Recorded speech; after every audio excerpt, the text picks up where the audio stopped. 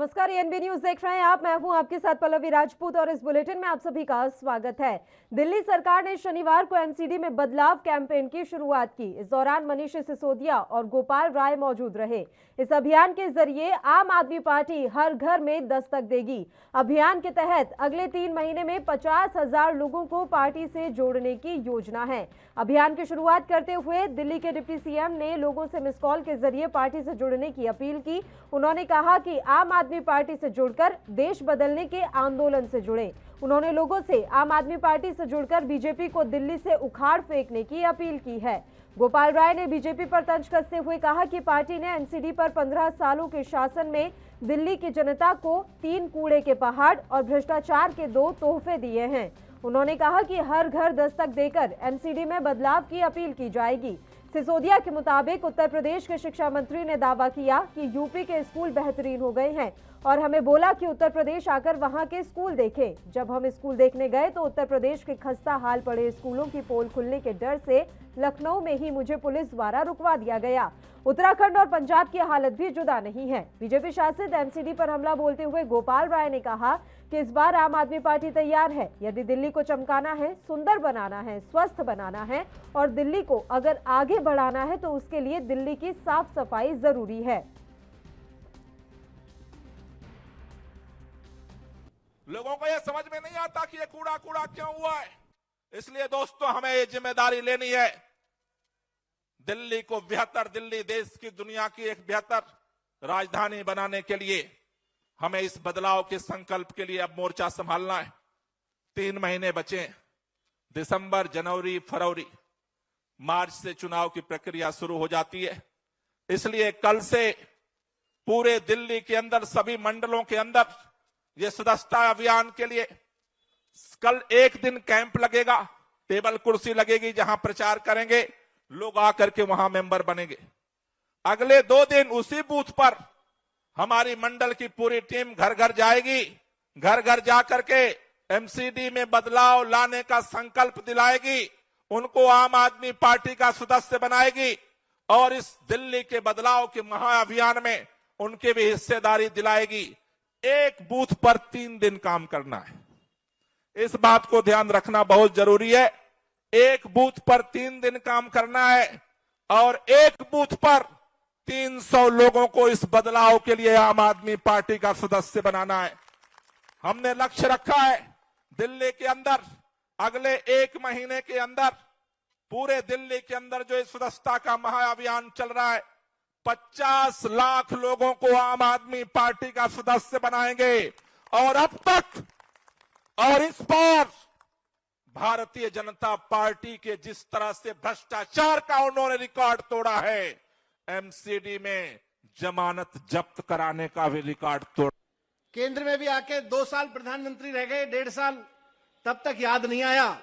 लेकिन जैसे ही चारों तरफ ये फैला कि आम आदमी पार्टी वाले कैसी राजनीति कर रहे हैं यार, ये कैसा राजनीतिक आंदोलन खड़ा कर दिया। लाल बत्तियां उतर गई हैं यहां तो एमएलएज की। कोई आदमी चेयरमैन बनता है, कोई आदमी एमएलए बनता है, कोई आदमी एमपी बनता है, कोई आदमी मंत्री बनता है, मुख्यमंत्री तक की गाड़ी पे लाल बत्ती नहीं है। तो इतने लंबे समय राजनीति में, सत्ता में रहने के बाद मोदी जी को भी याद आया कि मेरी भी गाड़ी पे लाल बत्ती लगी हुई है, हटा देनी चाहिए। उसके बाद उन्होंने हटाई। इतिहास गवाह है इस चीज का। तो मैं जो कह रहा हूं कि एक काम इन आंदोलनकारियों के हिस्से में, हम आंदोलनकारियों के हिस्से में यह है कि इस देश की राजनीति के तौर तरीके बदलने हैं। इस देश की राजनीति के सोचने का, काम करने का तरीका बदलना है। वो आपने बदलना शुरू कर दिया। आज अगर पूरे देश में इस पे चर्चा होती है, आदिल भाई कह रहे थे कि मेरा नाम नहीं है। आज आम आदमी पार्टी का एक कार्यकर्ता। चलिए, इस मसले पर अब चर्चा की शुरुआत कर लेते हैं। 3 मेहमान इस समय हमारे साथ जुड़ गए हैं। मेहमानों से आपका परिचय करवा देते हैं। राहुल आनंद जी इस समय हमारे साथ जुड़े हुए हैं, भारतीय जनता पार्टी के नेता हैं। इनके अलावा इमरान संभल शाही जी हमारे साथ जुड़ गए हैं, आम आदमी पार्टी का पक्ष रखेंगे। और राजनीतिक विश्लेषक के तौर पर सर्वेश्वर पाठक जी इस समय हमारे साथ लाइव जुड़े हुए हैं। तीनों ही मेहमानों का स्वागत करती हूँ एएनबी न्यूज पर। इमरान साहब, शुरुआत आपके साथ कर लेते हैं। एमसीडी बदलाव कैंपेन आप लोगों ने शुरू किया है, किस तरह का ये कैंपेन है? इस कैंपेन के तहत क्या कुछ प्रयास आप लोगों के द्वारा किए जाएंगे? ये किस तरह की कवायद है? सबसे पहले आपको नमस्कार। आपके दर्शकों को नमस्कार और पैनल पर बैठे हुए तमाम मेहमानों को। एमसीडी चुनाव जो 2022 में प्रस्तावित है, हम्म, आप सभी को पता है कि पिछले 15 सालों से भाजपा शासित है एमसीडी का जो चुनाव। भाजपा उससे काबिल है, लेकिन जिस तरह से 15 सालों में भ्रष्टाचार, 15 सालों में जो उनका मैनिफेस्टो 2017 में, उस मैनिफेस्टो को लेकर के कितना वो जमीन पर उतरे हैं, उस चीज को लेकर के हम लोग एक मेंबरशिप अभियान चला रहे हैं। जैसे कि हमारे अभी एक नेता जी ने कहा, गोपाल राय जी ने कहा कि 50 लाख सदस्य बनाने का मुंह मंजूर करेंगे, हर बूथ पे कम से कम 3 दिन का समय देंगे। ये जो हमारा अभियान होगा, ये अभियान होगा कि 15 सालों से जो करप्शन है, भ्रष्टाचार है एमसीडी में, उस भ्रष्टाचार को उजागर करना और तमाम जो दावे किए थे भारतीय जनता पार्टी के लोग, चाहे 1600 स्कूल जो सरकारी एमसीडी के अंतर्गत आता है, उन 1600 स्कूलों में एक स्कूलों का नाम बता दें अगर भाजपा की कोई भी नेता, जो दिल्ली के सरकारी स्कूलों के तर्ज पे उसका निर्माण हुआ हो, या स्कीमिंग की जो बात करी गई हो, या संविदा कर्मियों को जो रेगुलर करने की बात करी गई हो, एक भी वादा अगर इन लोगों ने पूरा किया हो तो बताएं। इन तमाम मुद्दों को लेकर के हम लोग जाएंगे और इस बार जनता बहुत ही जागरूक हो चुकी है। एमसीडी चुनाव में भी भारतीय जनता पार्टी पूरी तरह से देखने का काम करेगी।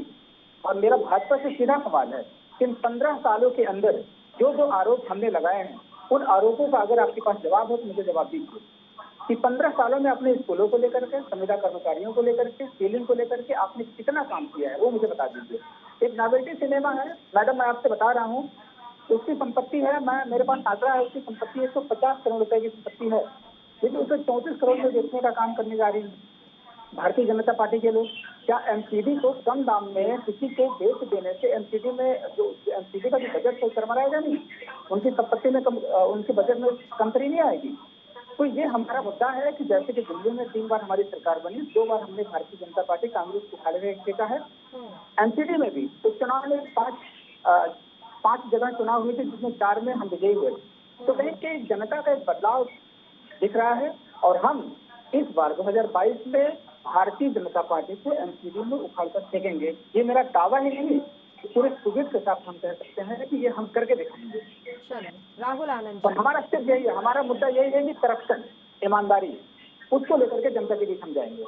चलिए, आपकी ईमानदारी पर भी अभी हम बात कर लेंगे, लेकिन एक एक रिएक्शन में बाकी अन्य मेहमानों से भी ले लेती हूँ। राहुल आनंद जी, बड़ी चुनौती है इस बार आपके सामने, क्योंकि आम आदमी पार्टी लगातार सत्ता पर काबिज हुई है दिल्ली की, वो भी भारी बहुमत के साथ। अब एमसीडी में अपनी सीटें बचाना आप लोगों के लिए बड़ी चुनौती साबित होने वाली है। दर्शकों को और पैनलिस्ट को मैं नमस्ते करता हूं और चर्चा की शुरुआत करते हुए जो आपके जो प्रवक्ता ने जो बातें कही, उनकी बातों को मैं बड़ी ध्यान से सुन रहा था और मैं आपको बताना चाहूंगा कि आपने जितने भी करप्शन की बातें की या जितने भी चीजें, जितने भी चार्जेस लगाए हैं, ये सारे निधार हैं। मैं आपको एक बताना चाहूंगा कि जब आम आदमी जब मुख्यमंत्री बनने से पहले उसका जो रवैया था वो किस प्रकार था, जब आम आदमी मुख्यमंत्री बन गया उसके बाद वो राजनीतिकरण के वशीकरण से वो प्रभावित हो गया और वो क्या करने लगा, गंदी राजनीति करने लगा। मैं उसी आम आदमी की सरकार के मुखिया की बात करता हूँ जो कभी किसान आंदोलन, जब किसान बिल आया था तो उसका उन्होंने समर्थन किया था और बाद में राजनीतिक रोटियां सेकने के लिए उस बिल को फाड़ कर फेंक दिया।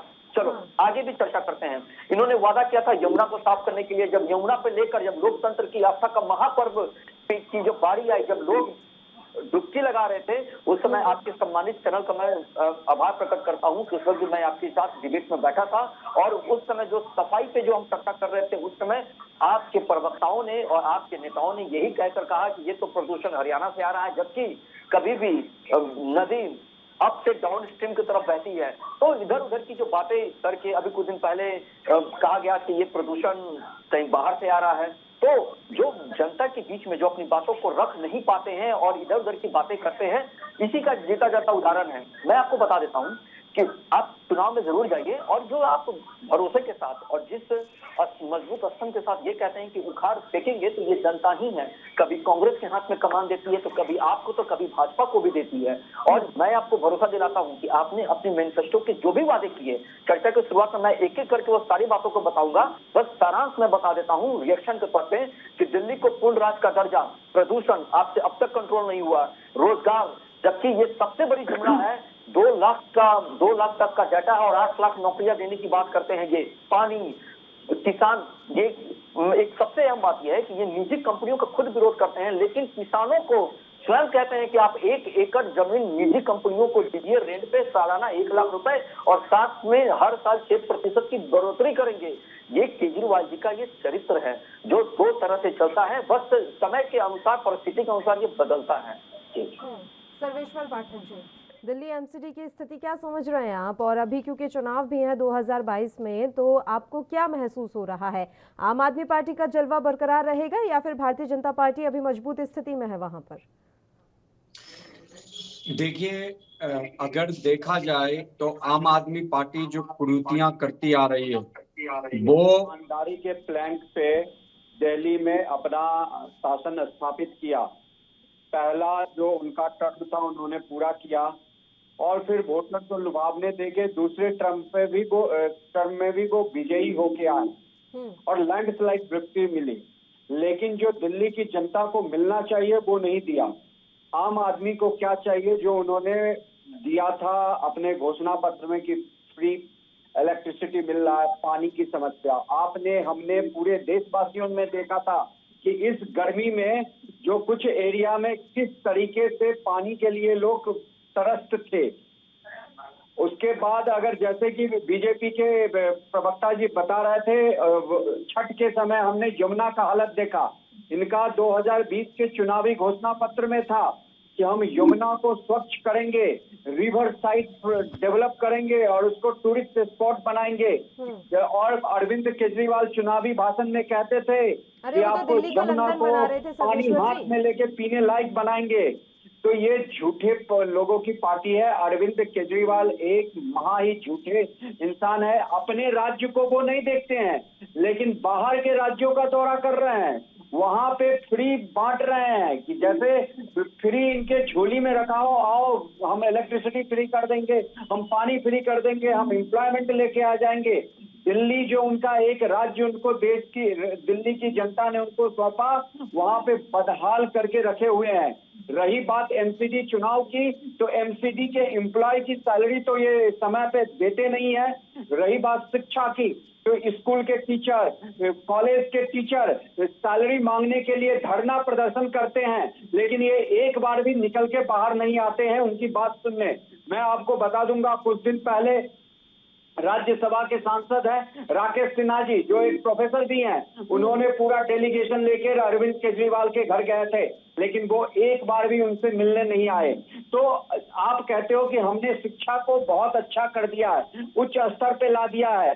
स्वास्थ्य की व्यवस्था, मोहल्ला क्लिनिक का हाल क्या है आप हम सभी जानते हैं।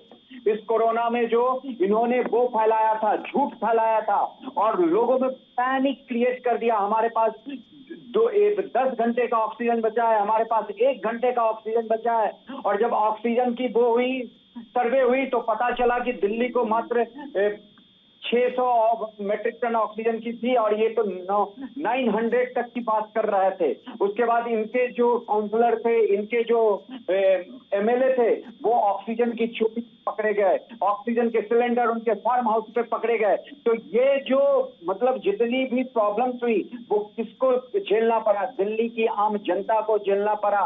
और आम जनता जो है दिल्ली को अगर थोड़ा भी होगा तो इस चुनाव में अपना दम दिखाएगी बैलेट के जरिए। और आपको देखना पड़ेगा, क्योंकि आपके पास एक स्टेट है, उसको तो संभालिए।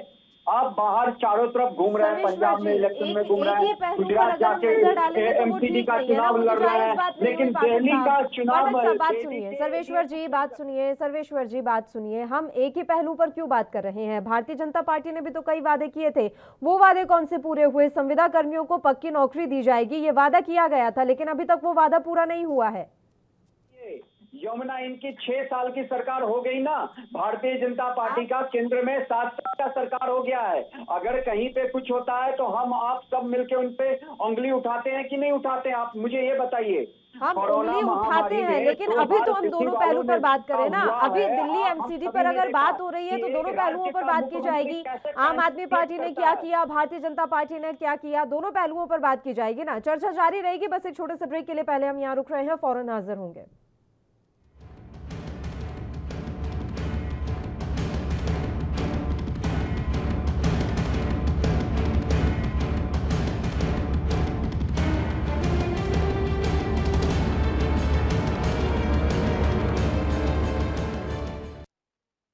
ब्रेक के बाद एक बार फिर से आप सभी का स्वागत है। चर्चा की शुरुआत कर लेते हैं। तीनों मेहमान लगातार हमारे साथ बने हुए हैं। मेहमानों का एक बार फिर से रुख कर लेते हैं। चलिए इमरान साहब, आपके पास मैं रुख करना चाहूंगी। भ्रष्टाचार को लेकर अभी आप बात कर रहे थे, लेकिन भ्रष्टाचार को लेकर कई वादे केजरीवाल ने भी किए थे।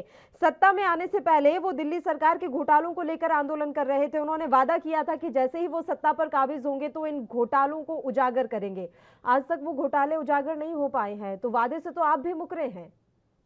देखिए पल्लवी जी, यहाँ पर एक बात मैं कह देना चाहता हूँ कि राजनीतिक विश्लेषक के तौर पे जो भाजपा के प्रवक्ता बने बैठे रहते हैं लोग, हमारे सवालों का एक भी जवाब इन लोगों ने नहीं दिया। आपने आयोजन किया है, एमसीडी पर किया है, नगर निगम चुनाव पर किया है, लेकिन ये चले गए यमुना पर, चले गए, ये चले गए पोल्यूशन पर, चले गए। उस पर डिबेट करा सकती है ना, आप कराइए, कभी उस मुद्दे पर हम बात करेंगे।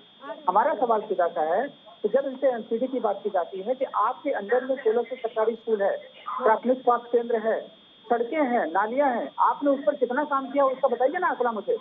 और दिल्ली में अरविंद केजरीवाल ने जितनी सख्त और साफ और सुथरी ईमानदारी की राजनीति करी है, उस राजनीति के तहत स्कूलों का ढांचा, हेल्थ पे, महिला सुरक्षा पर जितना उन्होंने बेहतर काम किया है, पूरी जनता देख चुकी है और जनता 2 बार इनको जमीन से हटा चुकी है। ये जो एमसीडी का चुनाव है, वही तो कह रहा हूँ मैं घर घर जाऊंगा, हर बूथ पर 3 दिन का समय दूंगा, मैं अपने कामों को गिनाऊंगा। हमारे कामों को जनता ही नहीं, पूरा हिंदुस्तान जानता है। ये स्कूल की बात कर रहे थे। ये बताइए कि डोनाल्ड ट्रंप जो पूर्व राष्ट्रपति अमेरिका के थी, उनकी धर्मपत्नी भी आती है हिंदुस्तान में और सरकारी स्कूलों को देखने कहाँ जाती है? दिल्ली में जाती है। हिंदुस्तान के अंदर बहुत सारे स्टेट हैं, बहुत सारे राज्य हैं, हर स्टेट में सरकारी स्कूल का ढांचा है, लेकिन दिल्ली में जाकर के दिल्ली के सरकारी स्कूलों को देखती हैं, उनके बच्चों से बात करती हैं, तो ये उसका हवाला नहीं देंगे, ये हेल्थ का हवाला नहीं, ये सतही बात करेंगे। हमारे अरविंद केजरीवाल जी ने कहा तो है कि 2000 अगले चुनाव में 2025 तक अगर मैंने यमुना को पूरा क्लीन न कर दिया तो मुझे वोट मत करना। इनके नेता बता दें, उन्होंने पिछली बार भी यही बोला था इमरान साहब कि अगर मैंने यमुना साफ ना कर दी तो मुझे वोट मत देना। उन्होंने तो पिछली बार भी कहा था कि मैं दिल्ली को लंदन बना दूंगा। कितना लंदन बन गया, हमें भी बता दीजिए।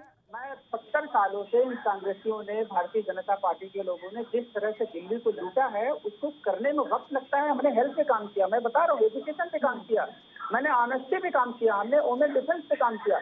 हम काम कर रहे हैं, बहुत तेजी से काम कर रहे हैं। और एक ऐसा नेता की आप बात कर रहे हैं, उस पर मैंने आपसे सवाल किया कि घोटाले उजागर करने की बात कही थी केजरीवाल ने, कितने आपने घोटाले उजागर किए? बाबा रामदेव की अगुवाई में 370 पेज का आप सबूत थाने में सौंप कर आए थे, उसका क्या हुआ? अगर आप क्लिनिक पर बात करना चाहते हैं, हेल्थ पर बात करना चाहते हैं, 900 मोहल्ला क्लिनिक खोलने की आपने बात की थी, अब तक कितने मोहल्ला क्लिनिक खुले? कोविड के टाइम पर वो मोहल्ला क्लिनिक काम क्यों नहीं आए? ये भी तो जवाब आपको ही देना पड़ेगा। और महिला सुरक्षा की बात ना कीजिए यहाँ पर। मैं बता रहा हूँ, कोविड के टाइम पे मोहल्ला क्लिनिक ने इतना योगदान दिया है, आम जनता को इतना योगदान दिया है कि जो जनता बड़े हॉस्पिटल या दूर के हॉस्पिटल तक नहीं पहुँच पा रहे थे, मोहल्ला क्लिनिक के थ्रू उनको बहुत सारी सुविधाएं मुहैया कराई गई। और जहाँ तक आप भ्रष्टाचार की बात कर रही हैं कि दिल्ली का बजट 2015 में इतना कम था, लोग आरोप प्रत्यारोप लगा रहे थे कि ये कैसे फ्री में बिजली देंगे, कैसे पानी देंगे। लेकिन अरविंद केजरीवाल जी ने टैक्स में कमतरी करने के बावजूद भी बजट को बढ़ाया कैसे? ईमानदारी से बढ़ाया, क्योंकि करप्शन को खत्म करने का सबसे बड़ा जरिया होता है कि ईमानदार होना। और जब तक करप्शन नहीं खत्म होगा तब तक बजट में ग्रोथ नहीं आ पाएगा, और जब तक बजट में ग्रोथ नहीं आ पाएगा तब तक आप भ्रष्टाचार उजागर की बात करती हैं मैडम।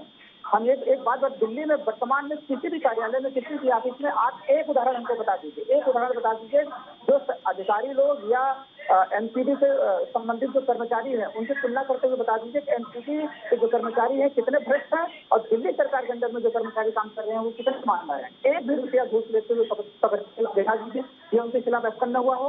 कहने का तात्पर्य है कि हमारी नियत साफ, आप भ्रष्टाचार की बात करें, उसी भ्रष्टाचार को खत्म करने के लिए हम ईमानदारी पूर्वक काम कर रहे हैं। लेकिन ये भारतीय जनता पार्टी के लोग कामों को न गिना करके सिर्फ सतही बात करेंगे। बात हो रही है एमसीडी की, चले गए वहां दिल्ली, चले गए यमुना। अरे मैं बोला ना, यमुना पे काम चल रहा है 2025 तक। अगर हमने यमुना का पानी शुद्ध न कर दिया तो मुझे वोट मत करना। इनके नेता बोल के दिखाए ना, इनके नेता बोल के दिखाएं कि अगर मैं मैनिफेस्टो की जो बात करता हूँ, अगर उस पर मैंने काम न किया, उस मुद्दे को आगे न बढ़ाया तो मुझे वोट करके मत दिखाना। ये नहीं बोलेंगे तो हिंदू मुसलमान की बात करने लगेंगे, अफगानिस्तान कब्रिस्तान की बात करने लगेंगे, पाकिस्तान चले जाएंगे, तालिबान चले जाएंगे। इनका तो पूरा राजनीति जो पाकिस्तान से निकल के आता है ना। अभी उन्होंने कहा भारत पाकिस्तान की, अभी तो वो आपसे सवाल पूछ रहे थे, आपको तो यमुना की गंदगी पर भी सवाल पूछना नागवार हो रहा है, तो क्यों पूछ लिया सवाल? राहुल आनंद जी, मैडम पल्लवी जी एक बात कुछ सेकंड में खत्म करूंगा। अभी सुप्रीम कोर्ट में उत्तर प्रदेश सरकार की योगी सरकार ने उनके एडवोकेट ने क्या मुद्दा रखा वहाँ पे, दिल्ली में जो प्रदूषण फैल रहा है वो पाकिस्तान की हवा है। आप एक बात बताइए, इनका पाकिस्तान तालिबान पाकिस्तान से मतलब मोह भंग नहीं हो रहा है। ये दूसरों पे आरोप प्रत्यारोप लगाते हैं जिन्नावादी है, लेकिन ये पाकिस्तान से निकल नहीं पा रहे हैं। हम एमसीडी पे बात करेंगे, एमसीडी पे जो मेरा बात करेंगे, दिल्ली के बारे में ही हम बात करेंगे और किसी के बारे में हम बात नहीं करेंगे। राहुल आनंद जी, आप लोगों ने वादा किया था संविदा कर्मियों को पक्का करने का, वो वादा अभी तक पूरा क्यों नहीं किया गया है? देखिए पल्लवी जी, जो आपके जो प्रवक्ता हैं जो बातों को कह रहे थे, और जब सच बात जब बोली जाती है तो वो बातों को चुभती है, और वो चुभन का ही शिकार होकर इस प्रकार की बातें कर रहे थे कि जो राजनीतिक विश्लेषक बैठे हैं वो भाजपा के प्रवक्ता बन जाते हैं, क्योंकि सामना करना पड़ता है। बहुत सारी चीजें ऐसी आती हैं जब तथ्यों के साथ जब हम पे भी उंगली उठती है। मैं ये नहीं कहता कि हम पे नहीं उठती है, लेकिन जो सच्चाई होती है उसको एक्सेप्ट करना चाहिए कभी भी, चाहे एक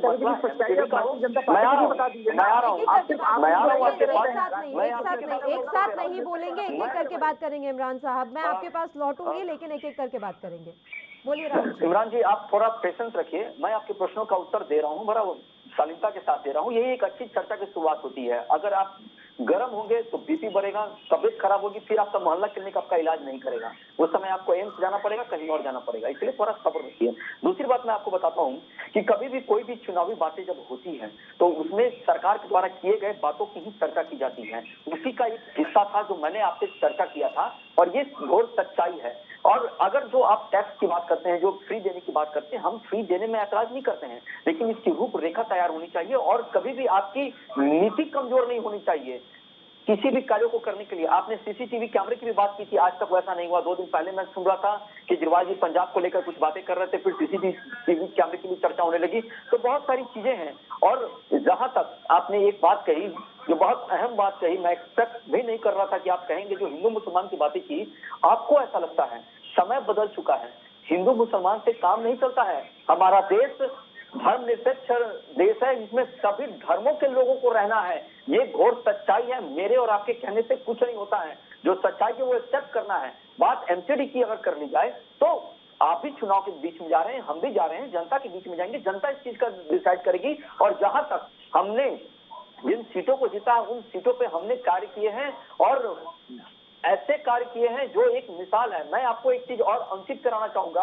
अभी कुछ दिन पहले की बात बता रहा हूँ, आपको ओखला की तरफ एक आपके जल बोर्ड की तरफ से कोई कार्यक्रम रखा जा रहा था, जिसमें पूरे पोस्टर्स बैनर लगे हुए थे। दिल्ली जल बोर्ड के बारे में किया गया था, जो केंद्र द्वारा दिया गया था, जिससे 85% राशि केंद्र सरकार द्वारा दी गई थी। लेकिन मैं ये नहीं कहता कि आपकी और केंद्र की सहयोगी से ही वो परिणाम हुआ होगा पूरा, लेकिन इसमें दोनों की राजनीति। आप ये भी कहिए, हमारे मंत्री को कहना पड़ा कि आपने जो पोस्टर लगा उसमें इस बातों को आपने छोड़ दिया, तो ये अलग मुद्दे हैं। इस तरह की अगर हम चर्चा करेंगे तो ये चर्चा तो बढ़ती जाएगी। मैं आपसे आपके काम जानना चाह रही हूँ। आपने जो वादा खिलाफी की उसके बारे में मैं आपसे सफाई चाह रही हूँ। सीलिंग मुक्त की आपने बात की दिल्ली, वो नहीं हो पाई। जल भराव बड़ी समस्या है दिल्ली की, उस पर आपने कोई काम नहीं किया। संविदा कर्मियों के बारे में मैं आपसे बात कर रही हूँ, उस पर आप जवाब नहीं दे रहे हैं। इन पर तो भी तो जवाब दीजिए। अगर आप बैठे हैं 15 सालों से किसी सत्ता पर काबिज होकर, तो जवाब तो आपको ही देना पड़ेगा।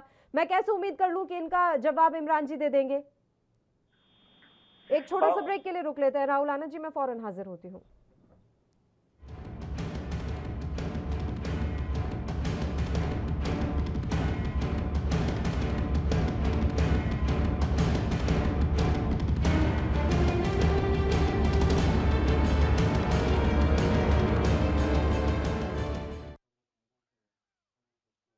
ब्रेक के बाद एक बार फिर से चर्चा की शुरुआत कर लेते हैं। मेहमान लगातार हमारे साथ बने हुए हैं। राहुल आनंद जी, बताएं, मुझे मेरे इस तमाम सवालों का जवाब आपसे चाहिए। देखिए, सबसे पहले कि एमसीडी को काम करने के लिए उनको यूनिफाइड कॉर्पोरेशन को 3 भाग में बांटा गया। पहला नॉर्थ, साउथ और ईस्ट एमसीडी बनाया गया है, और इसमें कुछ प्रतिनिधित्व जनता के द्वारा चुने गए पार्षदों और जिसमें मेयर भी सम्मिलित है उसको करना होता है, कुछ को अधिकारियों को करना होता है। ये दोनों मिलकर आपस में कार्य करते हैं। जो मांगे होती हैं, जो अधिकारियों की जो तार्किक मांगे होती हैं, चाहे सैलरी से संबंधित चाहे कुछ भी, उससे सरकार भी नियंत्रण बना के रखती है और हम और दे भी रही है। और जो हमारे जो पार्षद है जो चुनकर आए हैं, ये उन इलाकों का अगर एक बार आप दौरा करेंगे तो आपको उसमें ज्ञात होगा कि हमारे लोगों द्वारा किन किन प्रकार का कार्य किया गया है। लेकिन यहाँ पे जो असंतुलन होता है वो असंतुलन होता है आपसी मतभेद के चलते। जब हमारे पार्षद और आपके पार्षद जब एक ज्वाइंट वेंचर पर बैठ कर जब नतीजा निकालने का प्रयास करते हैं, उस समय जो सहमति नहीं बन पाती है आपके द्वारा, इसी का नतीजा होता है जो कार्यों में वो पिछड़ते हैं, जिसके वजह से ये बार बार जो तकनीकी जो समस्या आती है वो इसी की देन है। दूसरी बात कि जब भी किसी भी कार्य को करने के लिए जब अग्रणीय होते हैं तो उस समय केजरीवाल जी को एक मतभेद जरूर शुरू हो जाता है जब एलजी से उनकी तकरारें बढ़ जाती है। फिलहाल आजकल ये शांत है, इसकी मैं बधाई देता हूँ। ये कहीं ना कहीं ये जनता के हित में सोच रहे हैं ताकि उनका भी विकास हो सके और देश की जनता, दिल्ली देश की राजधानी आती है, लंदन तो वो बाद में बने, उस पर हम बाद में विचार कर लेंगे। लेकिन फिलहाल जो सबसे जरूरी और सच और सही चीज है वो ये है कि दिल्ली का समग्र विकास जो जनता का अधिकार है वो उनको दिलाना, ये सुनिश्चित करना हम सबकी नैतिक जिम्मेदारी बनती है। राहुल आनंद जी, देखिए मुझे वैसे सर्वेश्वर जी के पास जाना है, लेकिन मैं फिर भी एक सवाल आपके लिए छोड़ जाती हूँ। अभी आप जो बात कर रहे थे कि सहमति नहीं बन पाती है, तो एकाधिकार तो किसी का हो नहीं पाएगा, तो इस हिसाब से क्या समझा जाए कि आने वाले समय में बस ऐसे ही चलता रहेगा जो अभी हालात बने हुए हैं? क्या ये आपको ऐसा लग रहा है कि नहीं बीजेपी का एकाधिकार हो जाएगा एमसीडी पर, या फिर आम आदमी पार्टी का एकाधिकार हो जाएगा? ये तो संभव कम ही नजर आ रहा है ना सर्वेश्वर जी। देखिए पल्लवी जी, मैंने बीजेपी के भी प्रवक्ता को सुना और आपके भी, तो मैं सबसे पहले बीजेपी के प्रवक्ता से ये सवाल पूछना चाहता हूँ। देखिए 2021 में बाईपोल्स हुए थे एमसीडी के दिल्ली में, उसमें से 4 आउट ऑफ 5 जो सीट थे वो आप जीती थी और उन्होंने कहा था कि हम 2022 में इसका वो जलवा दिखाएंगे। तो ये कहीं ना कहीं अब बीजेपी के लिए वो संकेत था कि आप ठीक करें अपने आप को।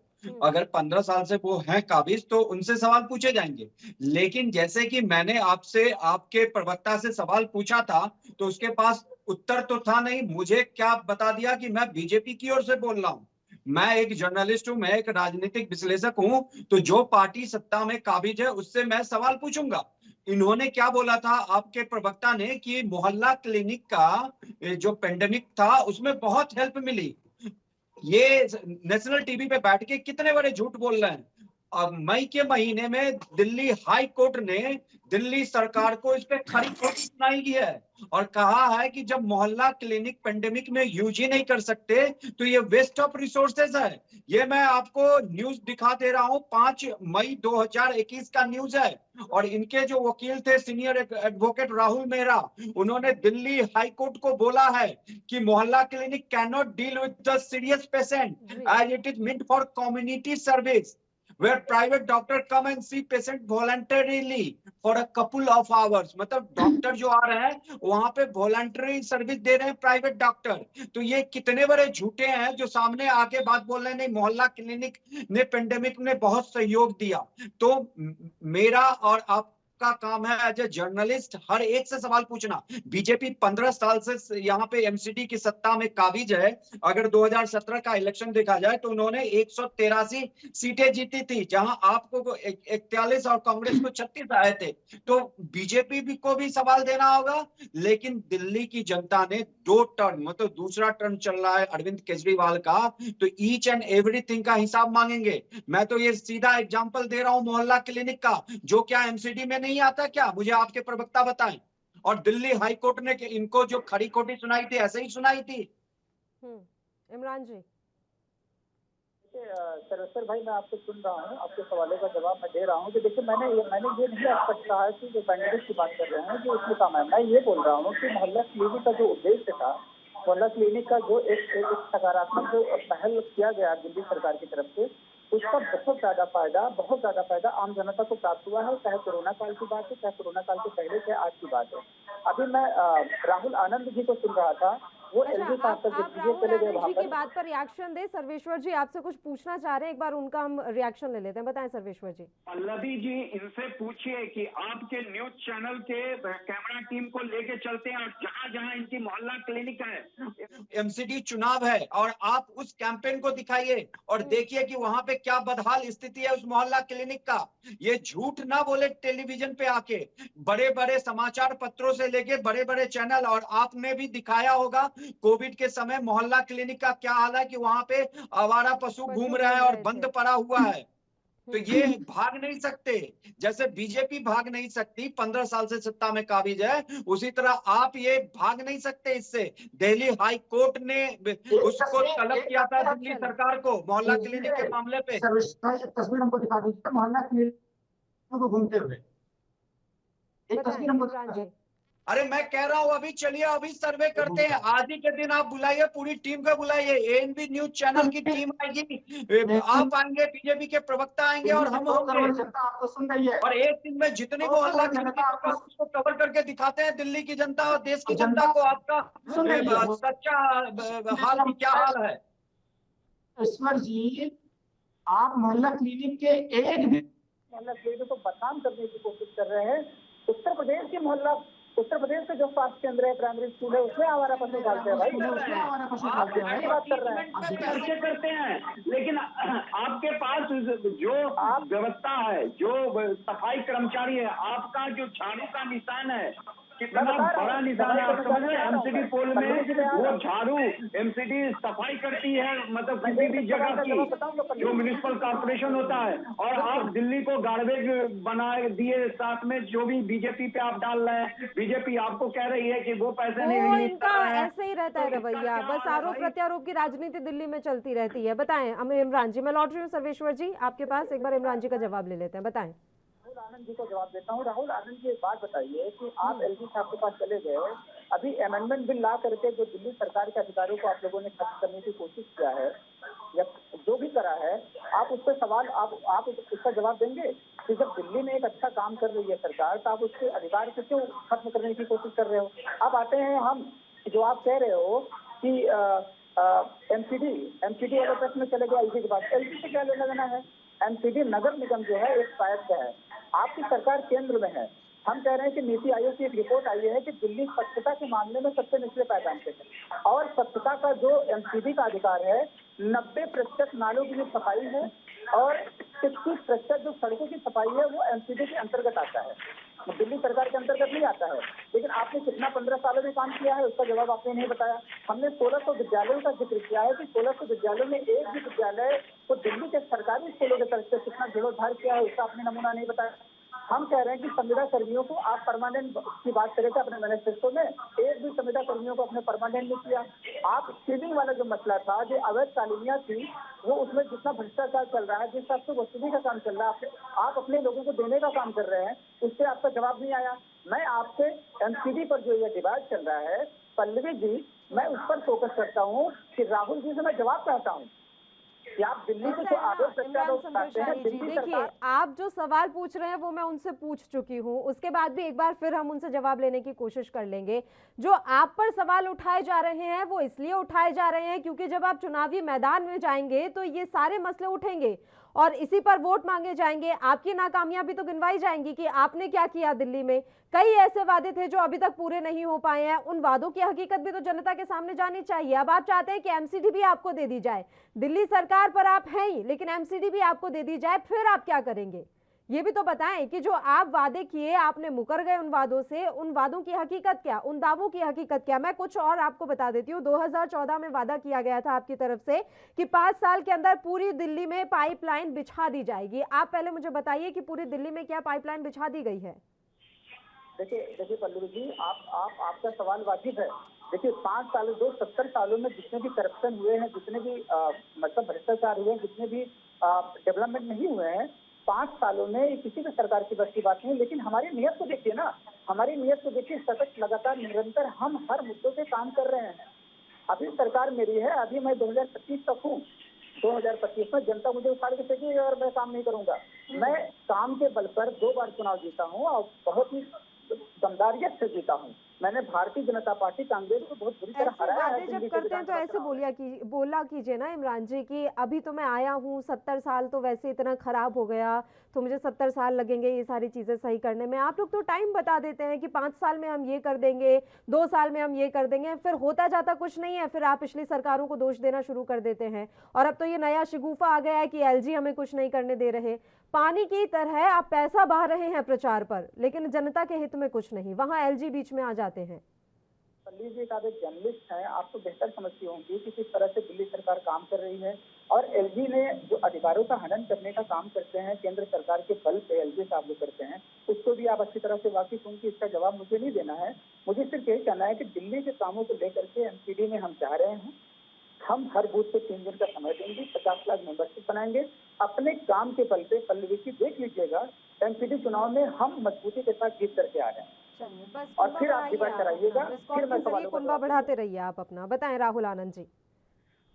देखिए, सबसे अहम बात यह है कि जो व्यक्ति टेलीविजन पर बैठकर जो पैनलिस्ट बैठते हैं उनको सारी तथ्यों की जानकारी होती है, और खास करके जो दिल्ली का प्रतिनिधित्व करते हैं उनको तो खास करके एक जिम्मेदारी के साथ, तो आपके प्रवक्ता हैं बड़े भाई, वो जिस लहजे से बात करते हैं, उनके बात करने की शैली काफी अच्छी है, बेहतरीन है, मैं इनका सम्मान करता हूँ। लेकिन मैं उनको एक चीज बताना चाहूंगा कि आपने जो एलजी और दिल्ली के हनन की जो बात की है, तो मैं आपको बता देता हूँ, GNCPD दिल्ली सरकार संशोधन विधेयक ये इसलिए लाया गया था क्योंकि सुप्रीम कोर्ट ने ये कहा था कि दिल्ली सरकार और केंद्र सरकार के बीच की जो गहराई है, यानी कि उपराज्यपाल की जो बीच की जो गड्ढा है उसको भरने का काम करिए और उनके अधिकारों को अलग अलग कीजिए। तो दिल्ली सरकार को 4 अधिकार मिले।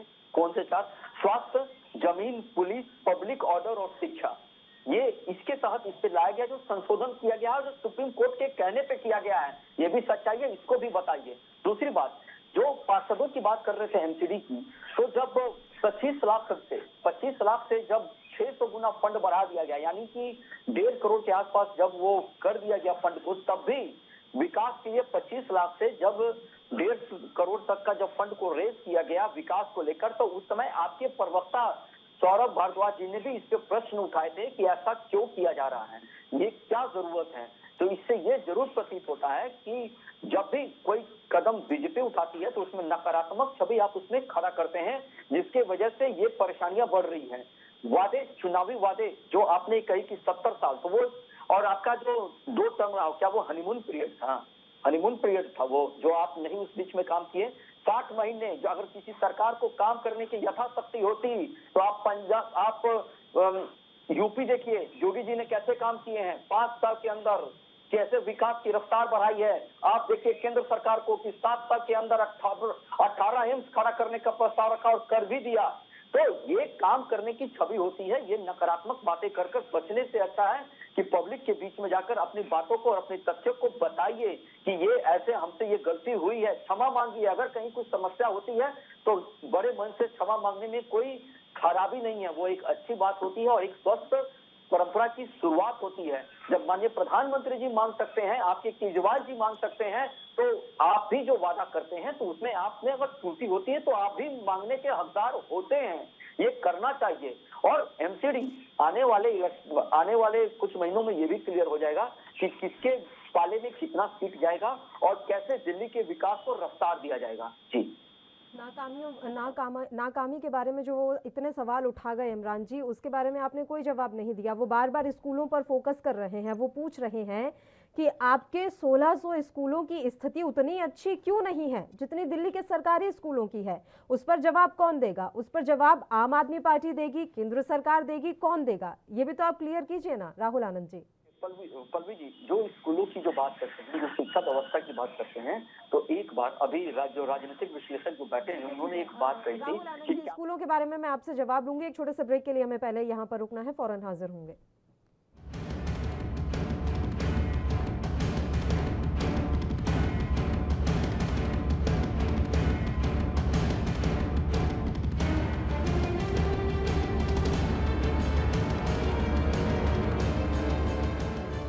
ब्रेक के बाद एक बार फिर से आप सभी का स्वागत है। राहुल आनंद जी, बताएं दिल्ली के स्कूल और इसके अलावा एमसीडी के स्कूल क्या स्थिति है इस समय दोनों की, और आपका इस पर क्या रिएक्शन, और अस्पताल भी इसमें ऐड कर लीजिए। निगम के अस्पतालों की क्या स्थिति है वर्तमान में? देखिए, अभी जो बात चल रही थी, जो स्कूलों को लेकर जो चर्चा कर रही थी, जिसपे भाजपा के जो प्रवक्ता हैं उन्होंने कहा भी था कि नगर निगम के अंदर जो स्कूलें चल रही है उसको बेचने का निर्णय नहीं लिया गया है, लेकिन आपके प्रवक्ता ने इस पर भ्रम फैलाया था। और दूसरी बात, जो अच्छे नतीजे की जो बात आप कर रही हैं स्कूल के लिए, तो मैं एक सर्वे देख रहा था जिसमें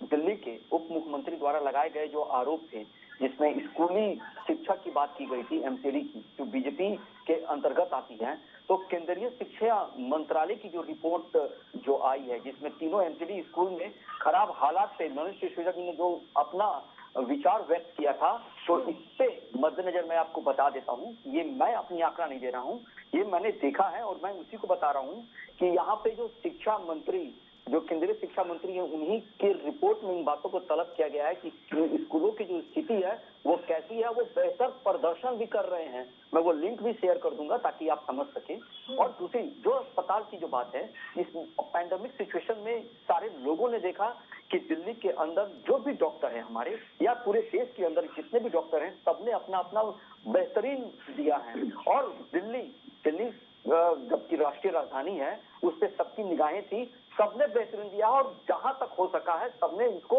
आगे ही बढ़ाने का काम किया। जो स्थिति है वो बेहतर है, लेकिन बात अगर कर लीजिए, कंपेयर कर लीजिए इनसे मोहल्ला क्लिनिकों की, तो खुद सुप्रीम कोर्ट में इन्हीं के लोगों ने कहा कि हम उस पैंडेमिक को नहीं कर सकते हैं। लेकिन हमने क्या कहा, हमने जो भी यथास्थिति, मैं मानता हूं कि हेल्थ में हमारे देश की इंफ्रा सबसे खराब पोजीशन पे है, लेकिन उसको हम ठीक भी कर रहे हैं, हम बढ़ा रहे हैं। हम आपके प्रवक्ता की तरह ये नहीं कहते हैं कि अभी तो हमें आए हुए 2 ही टर्म हुआ है, हम ये कहते हैं कि हमें जितना समय मिला है उतना में ही हम अपने लक्ष्य को प्राप्त करने का काम कर रहे हैं। और हमने हेल्थ में भी लगातार सुधार किया है और हमारी प्रयास निरंतर जारी है।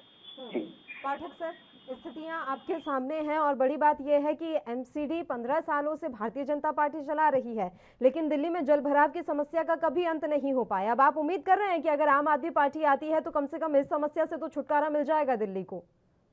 मुझे कोई उम्मीद नहीं है, कोई उम्मीद की नजर, मतलब जो होते हैं ना किरण, वो नजर आए, वो कहीं नहीं है। देखिए, भारतीय जनता पार्टी और आम आदमी पार्टी म्यूनिसिपैलिटी के स्कूल और इसको लेके आरोप प्रत्यारोप का दौर चलाते आ रहे हैं। अभी भी नॉर्थ दिल्ली म्युनिसिपल कॉर्पोरेशन के अधिकारियों ने और जो 7,000 स्कूल के टीचर थे वो जो स्ट्राइक पे है, उनकी बातचीत हुई है सैलरी को लेके। बीजेपी आप पे आरोप कर रही है, आप बीजेपी पे आरोप लगा रही है। दूसरी बात, अगर आम आदमी पार्टी की मंशा होती, इच्छा शक्ति होती, तो दिल्ली एक विश्व स्तर का सिटी बन गया होता। समझ गए? कांग्रेस ने दिल्ली की जो बदहाली की, नहीं, 1 मिनट मेरे को बोलने दीजिए। हम तो पूर्ण राज्य है ही नहीं। पूर्ण राज्य से क्या लेना देना होता है यार? जितने चीज है आपके हाथ में वो तो करो। एडवर्टीजमेंट में आप हर महीने करोड़ों रुपया देने के लिए आपके पास पैसा है, लेकिन अगर आपको सफाई की, क्लीनिंग की, जल भराव की समस्या, भाई एमसीडी में बीजेपी है तो आप उनके साथ प्रॉपर बैठ के उस समस्या का निदान तो करो।